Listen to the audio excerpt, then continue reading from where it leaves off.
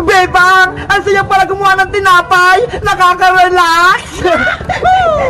Kaya nga ang lambot ng harina. Sana gumana itong gagawin nating tinapay para may merienda tayo. At sana, masarap yung gagawin nating tinapay para mabusog ako. Oo naman, Iska, Princess, makagawa tayo ng tinapay. Tsaka, pwede natin itong kainin. Malinis naman kasing ginagawa natin Sa tingin mo, Bebang, pwede na kaya itong ginawa kong do? Ayos na yun, Iska. Pwede na natin ilagay sa oven para makaluto na tayo. Yay! Magluluto na kami ng tinapay! Itong tinapay ko ang unang lulutuin. Sige, mauna ka na. Mamaya na kami ni Princess. Ayos! Sana maluto sa oven tong tinapay ko.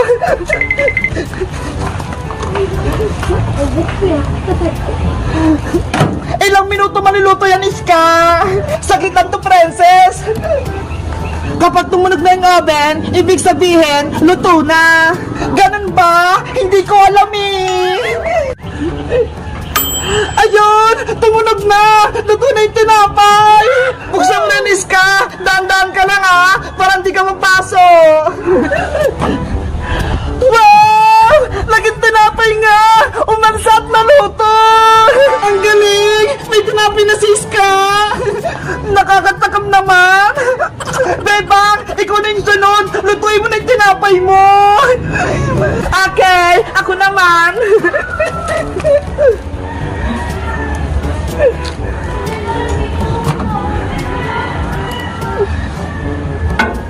Bilisan mo naman, Bebang! Eto na! Minamadali naman ako dito ng Princess!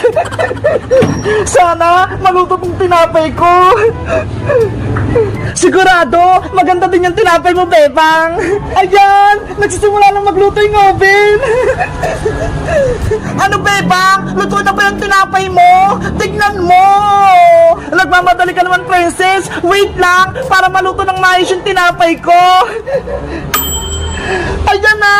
Tumunog na yung oven! Luto na yung tinapay ko! Hala! Ano to? Ang laki ng tinapay ko! Wow! Ang laki niyan, Bebang! Kaya nga, Iska kasi laki ng ulo ko! Grabe! Sobrang laki ng tinapay ni Bebang! Sana, ganyan din yung tinapay ko para mabusog agad ako!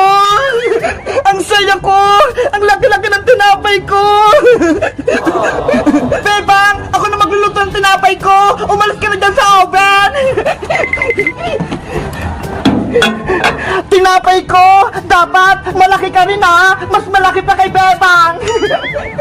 Bibilisan ko magluto! Lalakasan ko yung apoy para makita ko agad yung tinapay ko! Oh, no! Princess! Sobrang init niyan! Dahan-dahan kang magluto, Princess! Huwag kang magmadali! Sapato naman kayo! Akong bahala dito! Ayun! Tumunog na! Luto na yung tinapay ko! Ang bilis naman! Makikita niya! Bebang! Iska! Malaking tinapay ko! Sarap! Ano yan, Princess? Hoy! Ano nangyari sa tinapay ko? Ang liit! Tapos sunog pa! Si Princess! Sunog yung tinapay niya! Bebang! Yung tinapay ko! Ayoko ng ganito! Kasalanan mo yan, Princess! Nagmamadali ka kasi! Ayan tuloy! Hindi luto-luto yung tinapay mo! Sunog pa! Bebang! Ayoko tong tinapay! Hindi ko to makakain! Sunog! At yan mo ako sa tinapay mo! Dahil malaki naman tong tinapay ko, maghati tayo! O ito, ikaw na maghati! Yay! May tinapay na rin ako! Akin na lang to, Bebang! Oh no! Hoy, Princess! Tirahan mo ako! Ang sarap ng tinapay ni Bebang! Princess! Kay Bebang yan! Bigyan mo siya! Guys! Bibigyan ko pa ba si Bebang nitong tinapay? Mag-comment lang kayo at mag-subscribe! Bye-bye!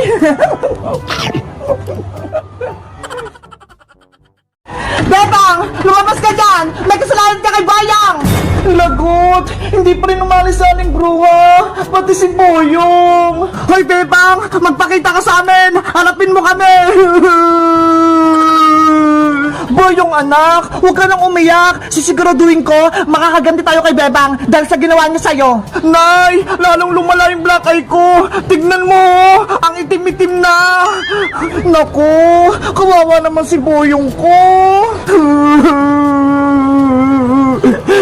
Bebang! Lumabas ka dyan! Pagbilang ko 3, kakalampagin ko tong bahay nyo! Oh no! Anong gagawin ko? 1! 2!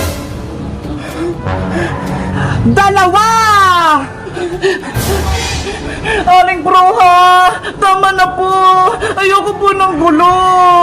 Ay aba? Ayaw mo pala ng gulo? Pero sinapak mo si Boyong? Pagbayaran mo tong ginawa mo sa akin, Bebang! Boyong! Nagsorry na ako sa iyo Wala akong mapapala sa sorry mo! Hindi mo magagamot tong black eye ko! Eh anong gagawin ko? Para mapatawad mo ko!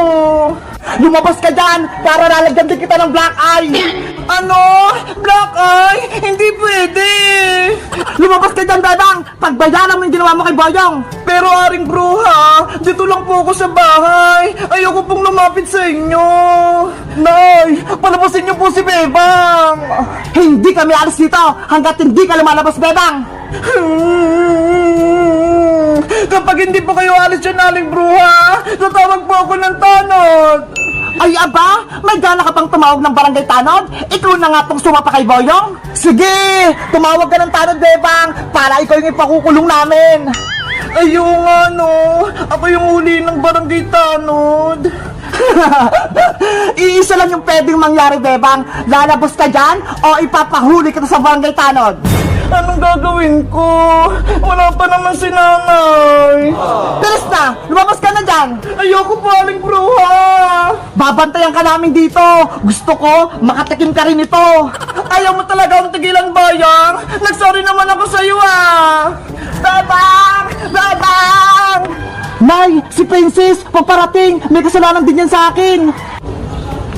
May naisip ako, Boyong. Magtago tayo, tapos huli natin si Princess. Sige po! Oh no! Bakit kaya umalis sa aling bruha? Tsaka si Boyong? Bebang! Bebang! May papakita ko sa'yo! Si Princess! Nasa labas ng bahay! Nasa gate!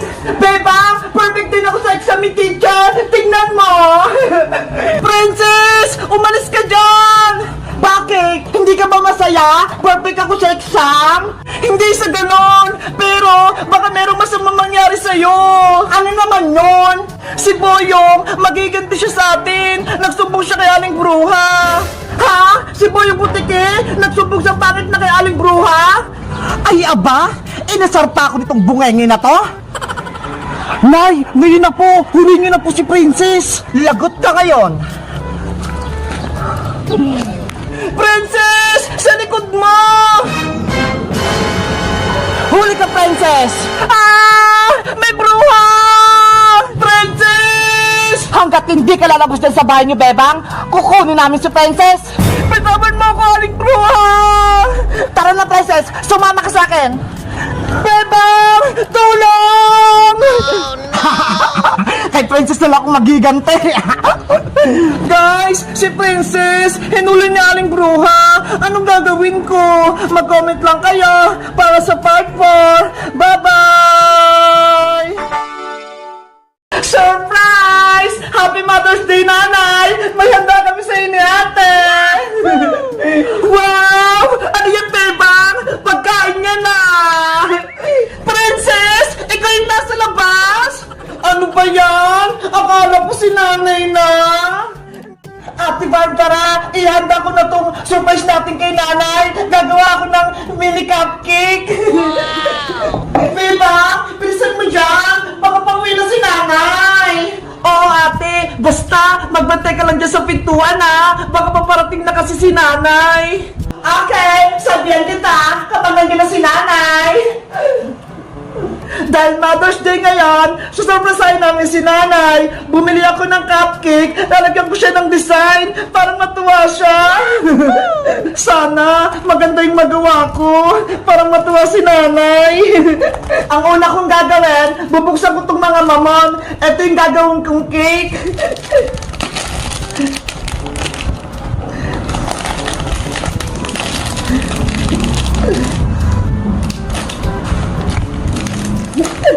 Tatlong cake para I love you.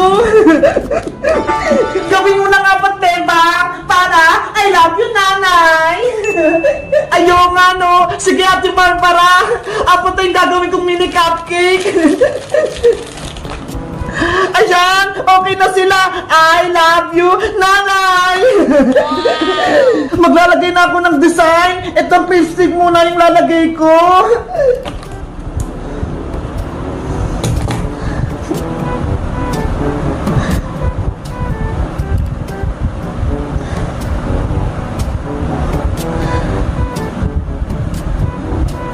Diba? Ganda mo naman para matuwa si nanay sa atin. Oo naman, Ate Barbara. Lalagyan ko siya ng design. Ito nga, oh. Paikot. At ito namang isa, hugis puso ang ilalagay ko.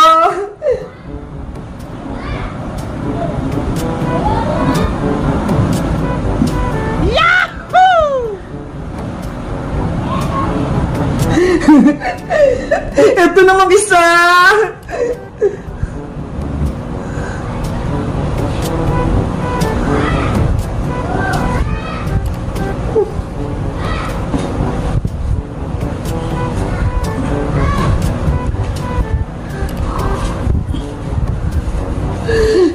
At syempre, yung isa, lalagyan ko rin siyang puso.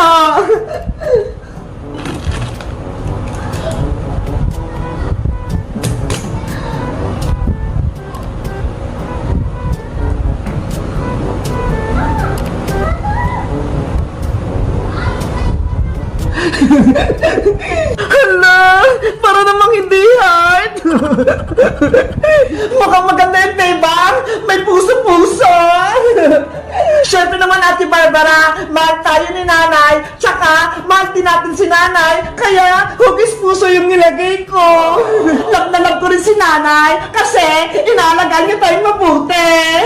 Dahil Mother's Day ngayon, special to kay nanay. Kaya, deserve niyang makatanggap ng surprise. Bilisan mo dyan! Tapusin na yung ginagawa mo! Baka umuwi na si nanay! Galing chismis! Okay, last na itong gagawin ko. Lalagyan ko na siya ng nibs para may design at may kulay.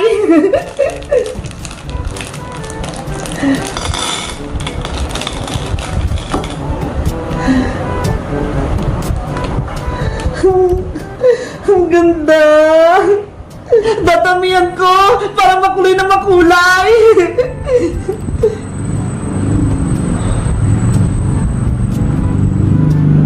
Sa kabila naman.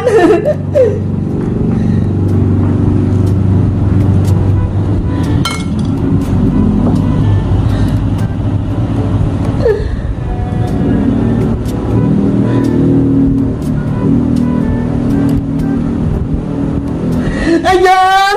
Yung isa ulit!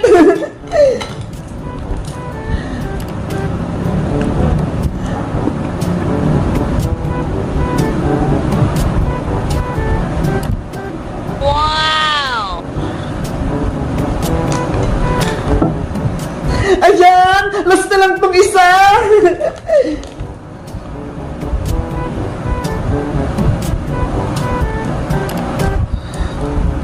Dapat colorful tong mga cupcake ko kasi si nanay nagbibigay sa amin ng kulay.